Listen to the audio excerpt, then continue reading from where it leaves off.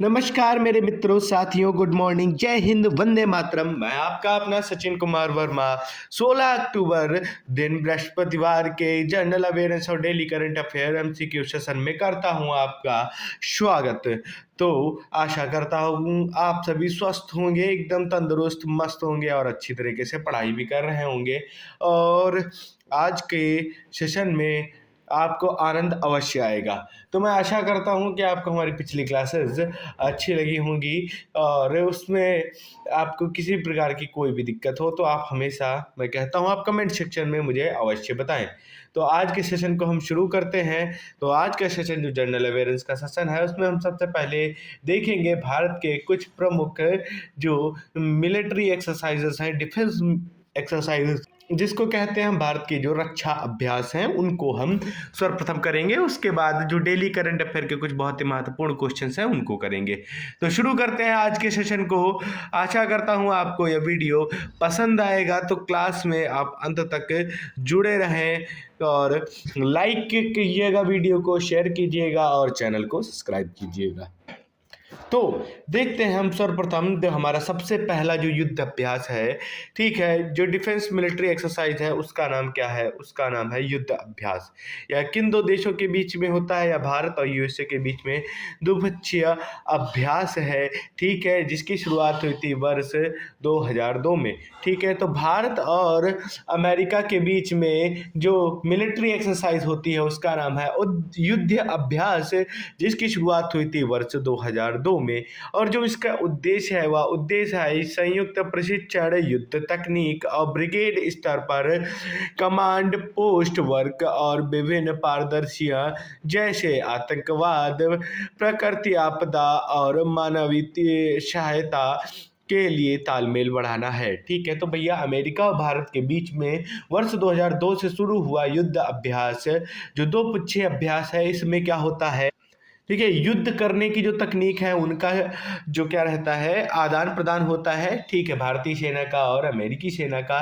देखिए, ब्रिगेड स्तर पर जो कमांड का जो पोस्ट का कार्य होता है वह भी इस पे देखा जाता है। विभिन्न पारदर्शियां जैसे आप देख सकते हैं कि इन दोनों देशों में अगर कोई आतंकवादी का हमला हो रहा है, प्राकृतिक आपदा आ रही है और किसी भी प्रकार की मानवीय सहायता है, इसमें क्या करना है? संयोजन आपस में बढ़ाना है, तालमेल आपस में बढ़ाना है, यह इसका मुख्य कार्य है। इसके बाद देखते हैं अगला देश क्या कहता है। भौगोलिक व मौसम संबंधित विविधताएं, ऊंचाई, अलग अलग तापमान, परंपरागत और आधुनिक हथियारों या तकनीकों का संयोजन। इसमें क्या हो जाएगा? देखिए, भारत की क्लाइमेट डिफरेंट है, यूएसए की क्लाइमेट डिफरेंट है, तो इसमें क्या रहेगा?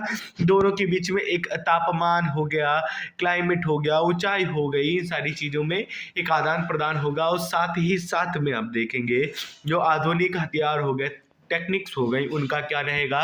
संयोजन रहेगा। ठीक है, इसके बाद देखते हैं इसका महत्व क्या है। इसका महत्व है भारत अमेरिका में रणनीतिक साझेदारी को मजबूत करना। भारत और अमेरिका के बीच में एक रणनीतिक साझेदारी है, उसको मजबूत करना। उसके बाद आप देखेंगे सुरक्षा चुनौतियों के लिए तैयार करना, जैसे आतंकवाद हो गया, सीमा तनाव हो गया और कठिन इलाकों में लड़ने की क्षमता को बेहतर करता है। या युद्ध अभ्यास जिसे वर्ष 2002 में शुरू किया गया था, आधुनिक युद्ध की मांगों को, जैसे हार्लिब्रोन ऑपरेशन, इलेक्ट्रॉनिक युद्ध और ड्रोन, घायल चिकित्सा और सूचना तंत्र के अनुभव को प्राप्त करना। देखेंगे आज के समय में युद्ध की जो तरीके हैं वह बदल चुके हैं। अब ड्रोनों से हमला होता है, इलेक्ट्रॉनिक रूप से युद्ध किए जाते हैं और हार्लिबर्न ऑपरेशन जैसे कई नई युद्ध की टेक्नोलॉजीज आई है, तो उनमें क्या रहेगा? उसका जो अनुभव है वह इन युद्ध अभ्यासों के द्वारा किया जाता है। देखेंगे तो इस वर्ष का जो युद्ध अभ्यास है वह अमेरिका के अलास्का में आयोजित किया गया था, जो इसका 21वां संस्करण था। ठीक है, कई कई जगह पे कई वर्षों, एक दो वर्षों का गैप भी रहा है, इस चीज का ध्यान रखेंगे।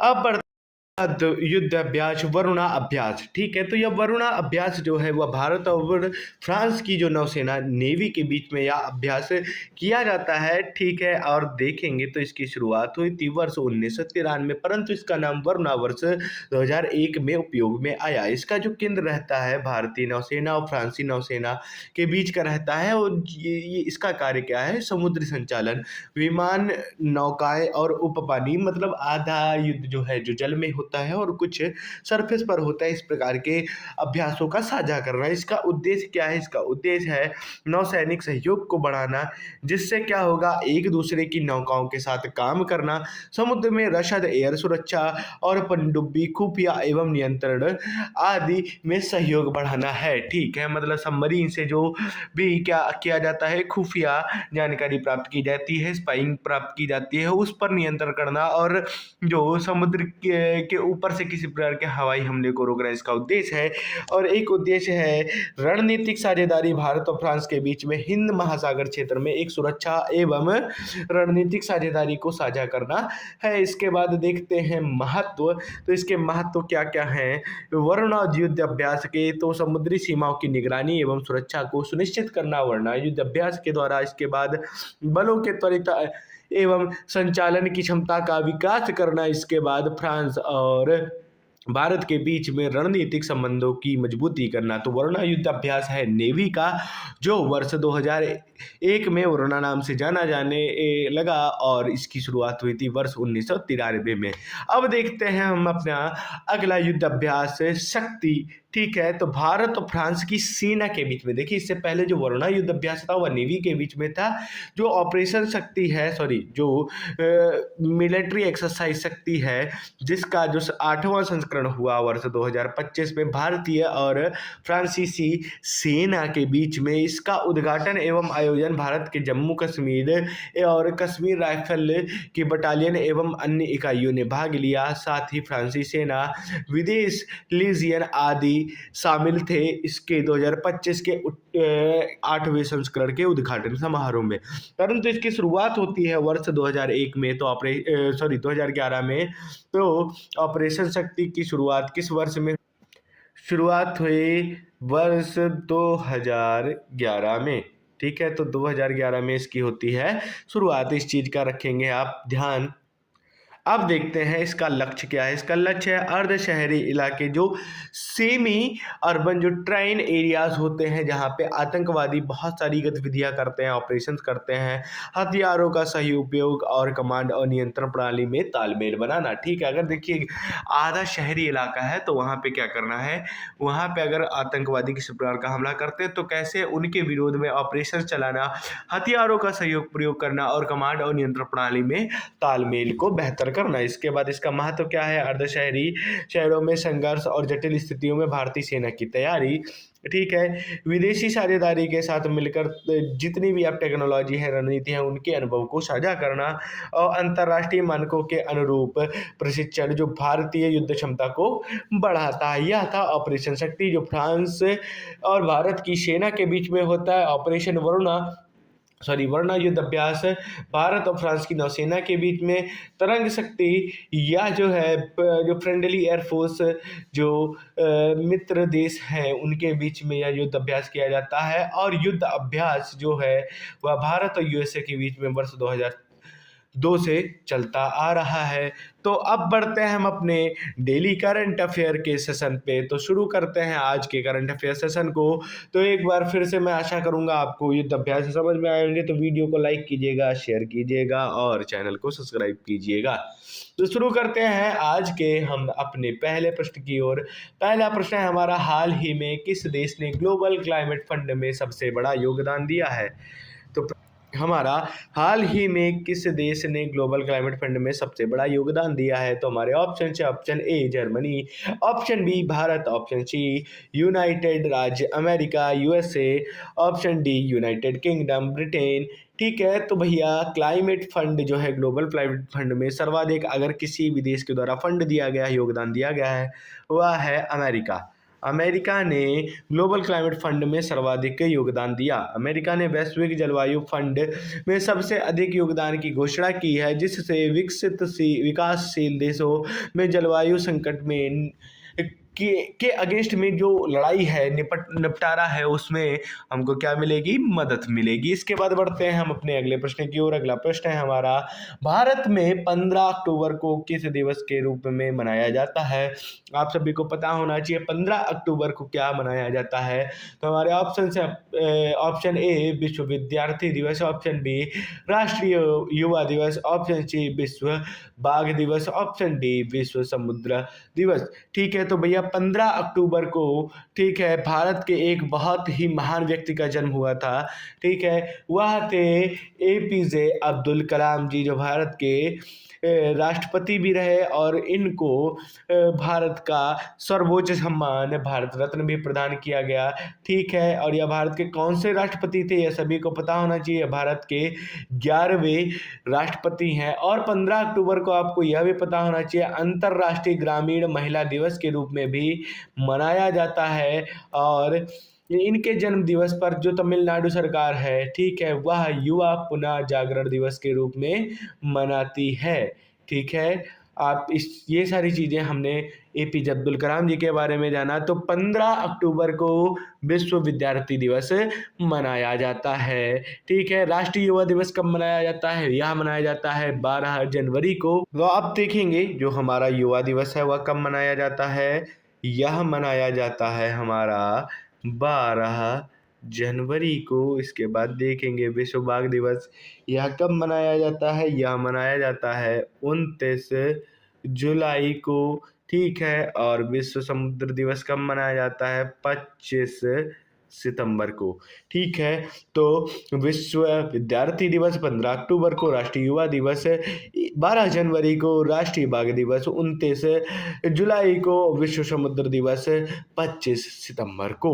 इसके बाद देखते हैं हम अपने अगले प्रश्न की ओर बढ़ते हैं। देखते हैं उससे पहले एपीजे अब्दुल कलाम का जन्म 15 अक्टूबर को हुआ। भारत में इस दिन को विद्यार्थी दिवस के रूप में मनाया जाता है। यह दिन शिक्षक के रूप में अब्दुल कलाम की विरासत और उनके विश्वास का सम्मान करता है और राष्ट्र के जितने भी छात्र हैं उनके भविष्य की कामना करता है। इसके बाद अगला प्रश्न है हमारा, किस देश ने हाल ही में आईसीसी का नया पूर्ण सदस्य बन गया है? तो प्रश्न है हमारा खेल जगत से है, क्रिकेट से रिलेटेड है। तो कौन सा ऐसा देश है जिसको आईसीसी का नया पूर्ण सदस्य बना दिया गया है?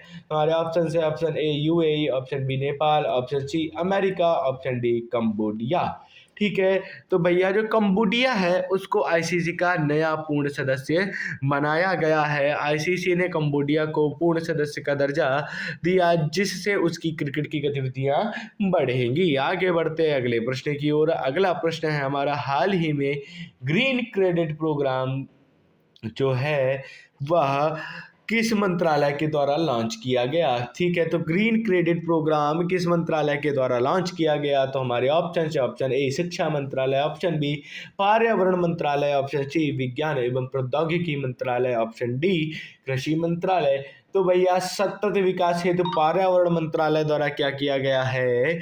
जो ग्रीन क्रेडिट प्रोग्राम है उसको शुरू किया गया है। यह सतत विकास हेतु पर्यावरण मंत्रालय द्वारा प्रारंभ किया गया ग्रीन क्रेडिट प्रोग्राम है। इसके बाद देखते हैं अगला प्रश्न। अगला प्रश्न है, one district one product ODOP जो योजना है वह किस राज्य के द्वारा सफलतापूर्वक लागू की गई है? ठीक है, तो भैया किस राज्य के द्वारा one district one product ODOP सफलतापूर्वक लागू की गई है? तो हमारे option A Bihar, option B Uttar Pradesh, option C Kerala, option D Rajasthan. ठीक है, तो भैया उत्तर प्रदेश जो है इसका सही उत्तर होगा। उत्तर प्रदेश के हर एक जिलों को, ठीक है, एक अद्वितीय उत्पाद के लिए प्रोत्साहित करने के लिए यह योजना की शुरुआत उत्तर प्रदेश की सरकार के द्वारा की गई है। इसके बाद बढ़ते हैं हम अपने अगले प्रश्न की ओर। अगला प्रश्न इंपॉर्टेंट हो जाता है। ठीक है, यह प्रश्न है इसरो से रिलेटेड। तो इसरो ने हाल ही में किस नए उपग्रह का सफल प्रक्षेपण किया है? तो इसरो के द्वारा किस नए उपग्रह का सफल प्रक्षेपण किया गया है? तो हमारे ऑप्शन से option A RISAT 2BR2, option B INSAT 4B, option B क्रैट क्रैटोसैट 4 और ऑप्शन डी EOS-07। ठीक है, तो भैया इसरो के द्वारा EOS मतलब अर्थ ऑब्जर्वेशन सैटेलाइट 07 को इसरो के द्वारा सफलतापूर्वक लॉन्च किया गया। या पृथ्वी के अवलोकन उपग्रह है जिसको किसके द्वारा PSLV के द्वारा लॉन्च किया गया। तो इसरो के वर्तमान जो अध्यक्ष जी हैं वह हैं डॉक्टर वी नारायणन, और PSLV की फुल फॉर्म होती है पोलर सैटेलाइट लॉन्च। ठीक है, इसरो के जो वर्तमान अध्यक्ष महोदय हैं इनको 14 जनवरी को नियुक्त किया गया था। किसकी जगह इन्होंने ली थी? ए सोमनाथन की जगह ली थी। इस चीज को आपको ध्यान रखना चाहिए। ठीक है, इसके बाद देखते हैं हम अपने अगले प्रश्न की ओर। अगला प्रश्न है, हाल ही में किस राज्य ने पहली बार डिजिटल ग्राम पंचायत का उद्घाटन किया? तो भैया प्रश्न बहुत इंपॉर्टेंट हो जाता है। हाल ही में किस राज्य ने पहली बार डिजिटल ग्राम पंचायत का उद्घाटन किया? तो हमारे ऑप्शन है option A Goa, option B Kerala, option C Madhya Pradesh और ऑप्शन डी है छत्तीसगढ़। ठीक है, तो भैया डिजिटल ग्राम पंचायत जो योजना है वह शुरू की गई है केरल राज्य के द्वारा। किसके द्वारा? केरल राज्य के द्वारा यह योजना शुरू की गई है। केरल ने डिजिटल ग्राम पंचायत मॉडल प्रस्तुत किया जिससे ग्राम प्रशासन का डिजिटलीकरण करने की ओर बढ़ावा मिलेगा। इसके बाद देखते हैं अगला प्रश्न, भारत स्किल मिशन का उद्देश्य क्या है? ठीक है, तो भारत स्किल मिशन का उद्देश्य क्या है? ऑप्शन है हमारा प्रवासियों का कल्याण, ऑप्शन बी युवाओं का प्रशिक्षण, ऑप्शन बी सी महिलाओं का सशक्तिकरण और ऑप्शन डी बैंकिंग में उधार। ठीक है, तो भैया स्किल मिशन जो है युवाओं का जो प्रशिक्षण है उसको बेहतर करने के लिए भारत सरकार के द्वारा लाया गया है। युवाओं के प्रशिक्षण के लिए भारत स्किल मिशन का मुख्य उद्देश्य है। भारत स्किल मिशन युवाओं के रोजगार के योग्य स्किल्स देने पर फोकस करता है। आगे बढ़ते हैं अगले प्रश्न की ओर। राष्ट्रीय एकता सप्ताह कब मनाया जाता है? प्रश्न इंपॉर्टेंट है, आप सभी को पता होना चाहिए। जो हमारा राष्ट्रीय एकता सप्ताह है वह कब मनाया जाता है? तो हमारे ऑप्शन है ऑप्शन ए 1 से लेकर 7 अक्टूबर, ऑप्शन बी 24 से लेकर 31 अक्टूबर, ऑप्शन सी 1 से लेकर 7 नवंबर, ऑप्शन डी 14 से लेकर 21 नवंबर। तो भैया एकता सप्ताह जो है वह 24 अक्टूबर से लेकर 31 अक्टूबर तक मनाया जाता है। और इसलिए मनाया जाता है क्योंकि 31 अक्टूबर को भारत के महान जो सरदार वल्लभ भाई पटेल जी हैं उनकी जयंती मनाई जाती है जिसको हम एकता दिवस के रूप में मनाते हैं। इसलिए इस पूरे सप्ताह को हम राष्ट्रीय एकता सप्ताह के रूप में मनाते हैं। ठीक है, यह राष्ट्रीय सप्ताह भारत की एकता और अखंडता के लिए मनाया जाता है। आगे बढ़ते हैं हम अपने अगले प्रश्न की ओर। अगला प्रश्न है, हाल ही में राष्ट्रीय युवा पुरस्कार किसे मिला? तो बहुत इंपॉर्टेंट प्रश्न है, राष्ट्रीय युवा पुरस्कार किसे मिला? तो हमारे ऑप्शन है option A Priyata Kumari, option B Raja Patil, option C Ashish Mishra ji और ऑप्शन डी सोनल गहलोत। ठीक है, तो भैया राष्ट्रीय युवा पुरस्कार जो है वह राजा पाटिल जी को युवाओं को सशक्त करने की भागीदारी के लिए प्रदान किया गया है। राजा पाटिल को युवाओं को सशक्ति भागीदारी के लिए यह पुरस्कार मिला है। तो भैया आज के MCQ सेशन में इतना ही। मैं आपसे कल फिर मिलूंगा एक नई क्लास एक नए वीडियो के साथ। तो आशा करता हूँ वीडियो आपको अच्छा लगा होगा, तो एक बार कमेंट सेक्शन में अपनी राय अवश्य बताएं। धन्यवाद मित्रों। जय हिंद, वंदे मातरम।